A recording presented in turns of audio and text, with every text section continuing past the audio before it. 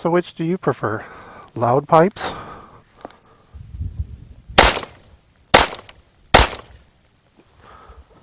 or quiet?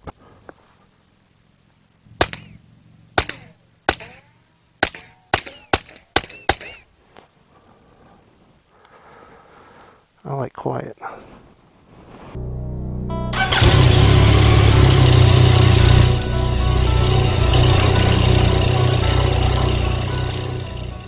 Mention. If you look across the way there, you see there's a concrete gutter, and there's all these scrape marks from where other vehicles and trailers and so on have bottomed out and scraped.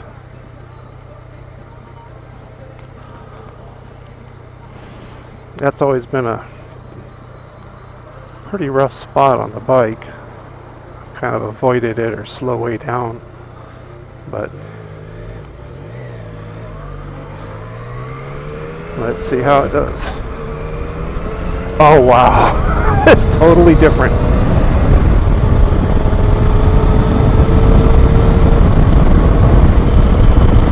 I barely even felt that.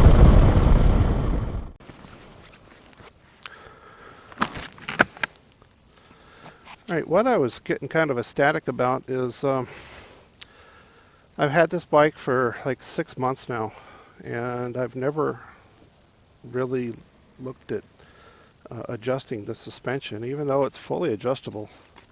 And these small nuts right here, these are 14 millimeters.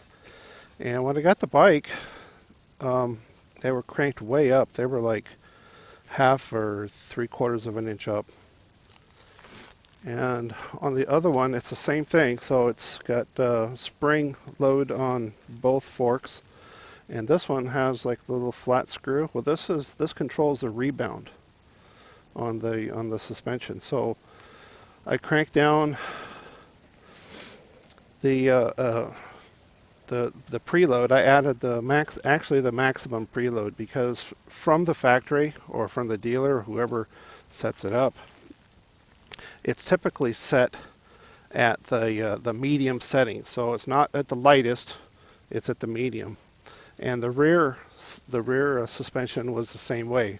The rear suspension has 7 different adjustment points, with the number 1 being the lightest preload and the 7 being the highest. Well, from the factory, it was set on number 4, so it's the medium, and it was always just a little bit soft. And that dip that I took back there a while ago, I don't know if my bike was bottoming out because it was soft, or because it was bouncing, because the rebound was set just a little bit light. On my previous bike, I never really messed with it. It seemed like it was okay. Plus, being new, I didn't really know what it was supposed to feel like, so I always just expected that was just a little bad dip. I did some reading, and as it turns out, the medium setting is set pretty much, I think, for the weight of the typical Japanese rider. And being Americans, we typically are taller and we weigh more, so I adjusted it to my weight. And there's no weight scale. I looked in the owner's manual, I looked in the technical manual, and there's no real guidelines, so you just kind of wing it. And typically what I did, I took this from the mountain bike logic, and where the mountain bikes, it's like this.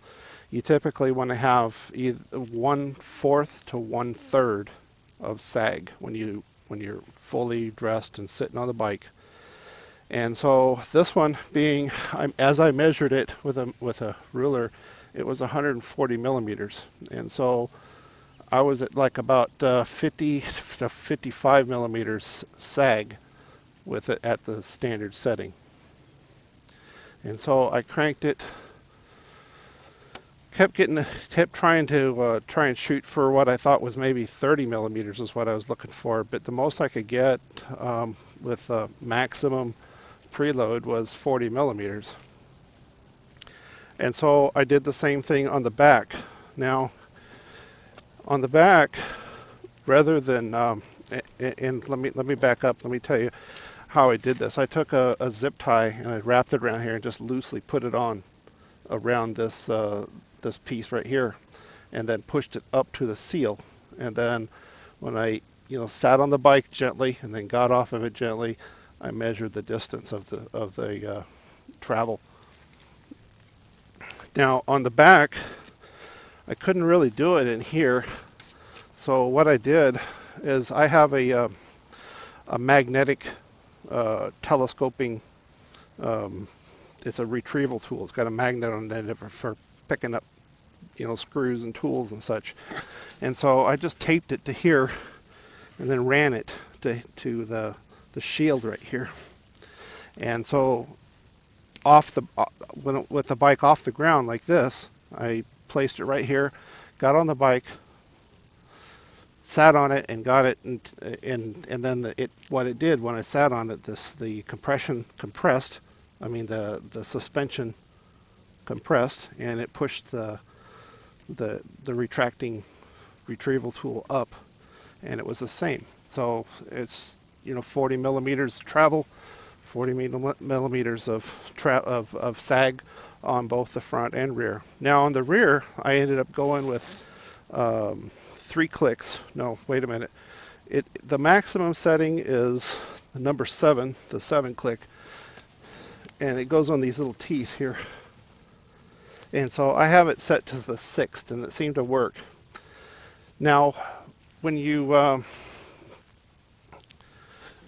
mess with the suspension, when you mess with the preload, there's going to be a greater load retracting back. So when you increase the compression, you're going to have to increase the rebound damping also.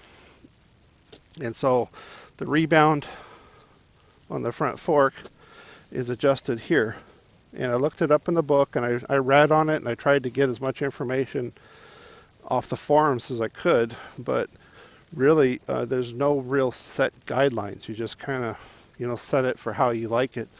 So I ended up setting this one. This one was I went up 2 more clicks on this, and I'll try and get a picture of it right here, but there's a screw and an adjustment on the end of the shock here. And on my previous bike, the Versus, there was preload only, and it was just a knob that was put right here so you could adjust it on the fly. And the knob to me never really seemed to do anything, so I didn't do anything with it. I just rode it for 10,000 miles. But this one, I took it out yesterday. I didn't video it, I was just testing, and so I took it out on the freeway at highway speeds, 75, 80 miles an hour. And it feels pretty much the same, but, just seat of the pants feel, it feels like it's just a little bit more planted, a little bit more stable. And because I increased the damping and the suspension preload, you would think logically it would be a stiffer, rougher ride, but it's actually, as it turns out, it was exactly opposite. It was a nicer ride, and so I rode it a little bit this morning, and so what I'm saying is, if you've, I went for the whole first year, and I never did anything on the suspension on my first bike, and then I had this one for 6 months and never really did anything. I just rode it and thought that, well, the way that it is, that's just the way it is. But if you have an adjustable suspension, your owner's manual and certainly the service manual will tell you that. So it's definitely worth taking a look at. Now, if you're a seasoned rider, you've been riding for a while, you already know this, but nobody ever told me that. I had to find it for myself, so that's why I'm just sharing it with you guys. By increasing the suspension preload, I've actually raised the bike as I sit on it. So where I was previously able to mostly flat foot with my thick-soled boots, now I'm back to just sitting on it and just putting my toes down. The FJ09 is designed to be a tall bike anyways. And so, I mean, it's tall and lightweight. I rode it yesterday on the freeway for the first time after adjusting the suspension, and it really felt a lot better. There is such a thing as having too much rebound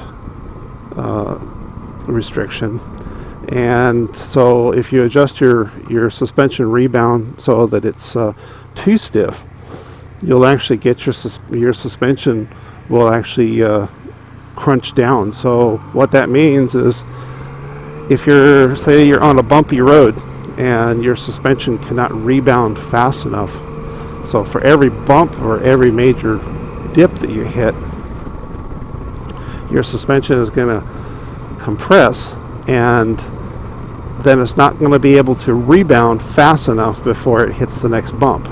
And so the suspension could theoretically actually bottom out in that. So it's kind of a balance. You got to test it, and what I did basically, I just went by feel and in the garage, and so you adjust it until when you joust the suspension, you push it down, it doesn't bounce at all. So it should just go down, down and back up and stop. So what you do is just adjust it a little bit at a time until you get it to where you want it. And then the ultimate test is to take it out on the road and drive it. And that one intersection back there at Litchfield and Thomas has a pretty big divot, pretty big concrete rain gutter, and it goes down quite a bit. But the bike actually felt really good on it. I always hated that one before.